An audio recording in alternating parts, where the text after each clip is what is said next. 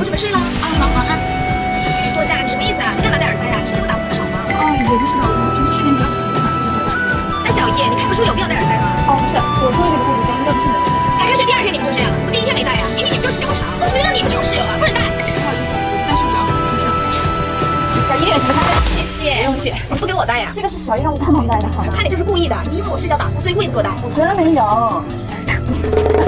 你们俩是不是有小群啊？在背后偷偷蛐蛐我？你没事吧？我男朋友给我发消息呢，太敏感了。我在跟我闺蜜聊天呢。行，你们俩就狡辩吧，你就是嫌我睡觉打呼声音大，故意排挤我，你俩就是这种人啊！行吧，你有背叛我小事，我也没办法。做人呢，别太敏感。